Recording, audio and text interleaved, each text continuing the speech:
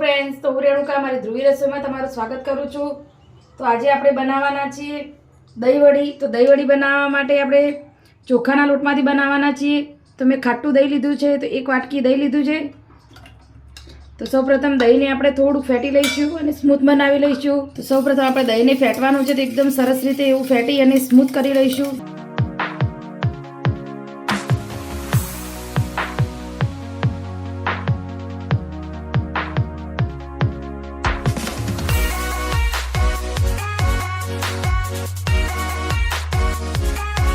હવે દહીં એકદમ સરસ એવું ફેટાઈ અને તૈયાર થઈ ગયું છે। તો તમે જોઈ શકો એકદમ સ્મૂથ તૈયાર થઈ ગયું છે।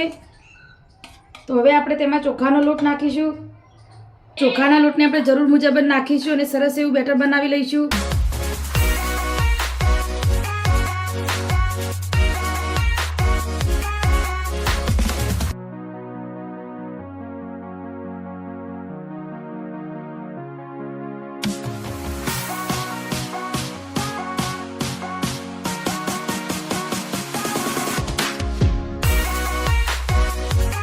તો આપણે જે વાટકીમાં દહીં રાખેલું હતું એની અંદર થોડુંક પાણી નાખી અને લઈ લઈશું।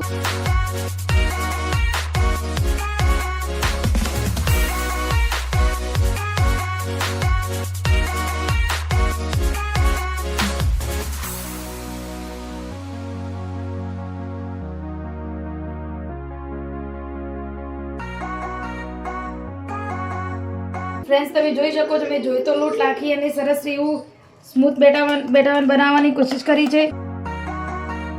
તો બેટરને આપણે એક જ ડાયરેક્શનમાં ફેટી જવાનું છે।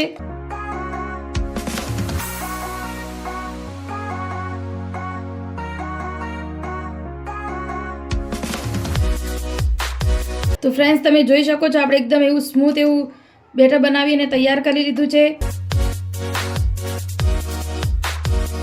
તો બેટરની કન્સિસ્ટન્સી આ રીતની જ રાખવાની છે।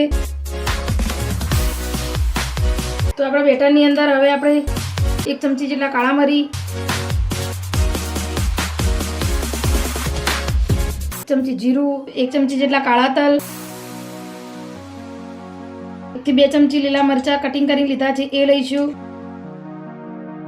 સાથે થોડી કોથમીર નાખીશું।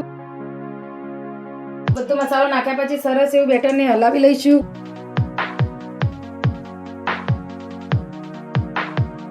સાથે એવું તેલ પણ ગરમ કરવા મૂકી દીધેલું છે। આ બેટરની અંદર આપણે કોઈ પણ બેકિંગ સોડા પણ નથી નાખવાના કે ના ઈનો પણ નથી નાખવાનો, એકદમ એ રીતે અલગ જ બનાવવાના છે, કેમ કે હવે દહીં નાખી અને ફેટેલું છે એટલે સરસ જ અંદર કણી પડી જશે।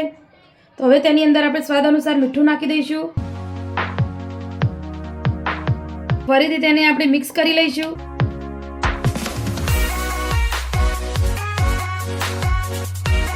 આપણે વડીને ફ્રાય કરતાં પહેલાં પાણીની અંદર આપણે હાથ ડીપ કરીશું અને થોડી થોડી બાઈટ લઈ અને ફ્રાય કરી લઈશું। તો આપણે નાના નાના જ લેવાના છે, નહીંતર આ ફૂલી અને મોટી થઈ જશે।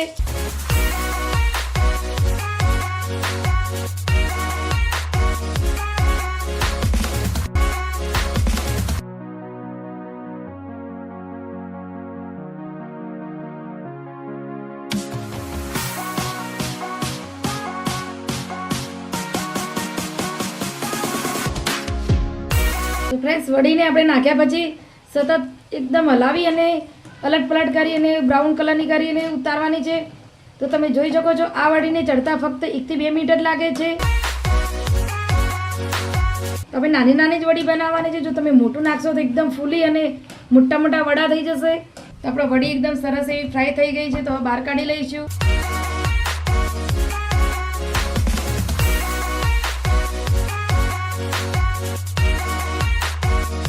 તો આપણે ચોખાના લોટની વડી બની અને તૈયાર છે।